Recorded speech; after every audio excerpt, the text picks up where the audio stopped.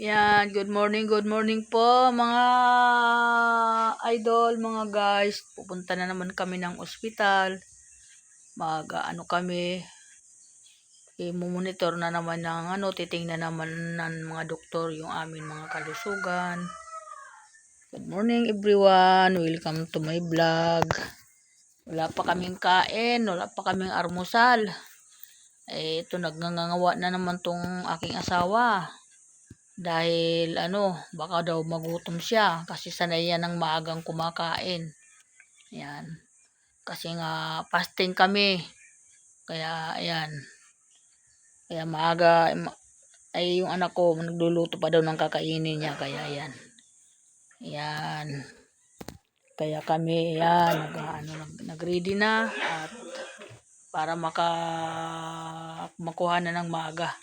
Sa bagay, pagkatapos kuhanan, nandun lang naman yung kakainan, malapit lang, pakakainin agad kami. Yan, ganun. Kasi, ay, kami dito, tinawagan lahat? Oo. Ano sabi? Oo daw. No? Galing na nga daw siya dito kanina eh. Alas 8, sinabi mo? Kaya yan. Kung po pwede lang wag nang magpupunta sa doktor. Pwede nga lang ayaw ko na, tinatamad na ako. Ang dami kong ginagawa dito sa bahay. Di ko pa matapos-tapos yung pinamili ko sa Pure Gods. Ano oras na ako gabi nakapagsara? Alas 11.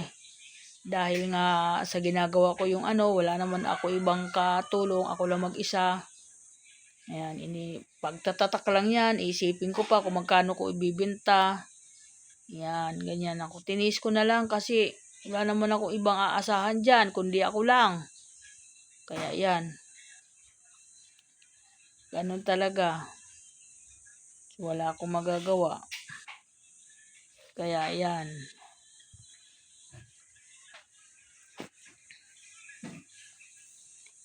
Pinag-uusapan namin ngayon tungkol daw sa gaganapin na reunion. Hindi ko alam kung ano yan. Biglaan na naman ata yan. Pa-reunion ng anak ko, si Lani. Pinapatawag lahat ng kamag-anak niya. Yan. Malupit yan na reunion. Isipin mo sa resort na mamahaling gaganapin. Sana yung mga aatin, umatin na kayo. Bihira lang yan sa tao na magkaroon ng gano'n.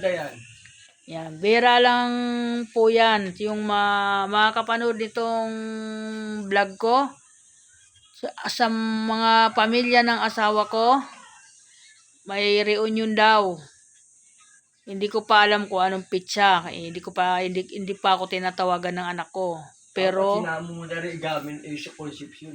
lahat daw ng na-a-attend, isipin mo, babayaran pa daw ng 1,000. Pwede pa i-combo yun, no? Tutugtog sila bane. Yan.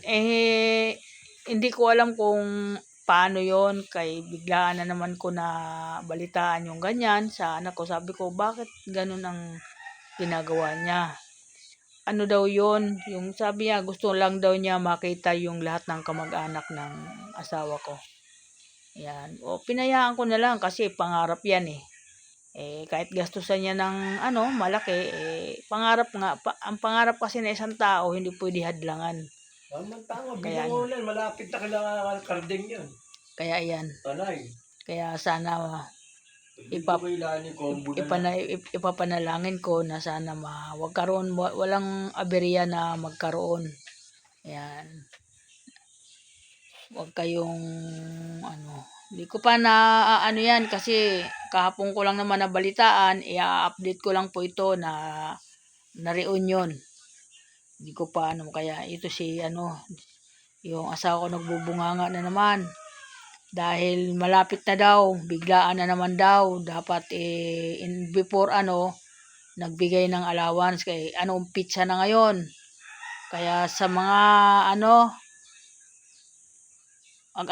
lang, update ko lang kung ano talaga para hindi tayo pero wala namang problema kasi sa sa kakainan kasi naka-catering naman yon, hindi kami mapapagod lang kami panggayak papunta doon kung paano ang gagawin namin. Kaya yan, Thank you so much. Good morning everyone sa lahat ng mga bossing. Ayan, kahapon, kagabi, hindi ako makagawa ng aking vlog dahil napagod na po ako ng husto sa hanggang ngayon nandudumpa nakabalandra yung aking aayusin na paninda.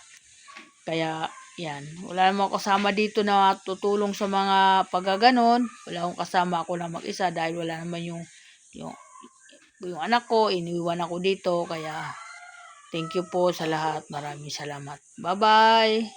Salamat.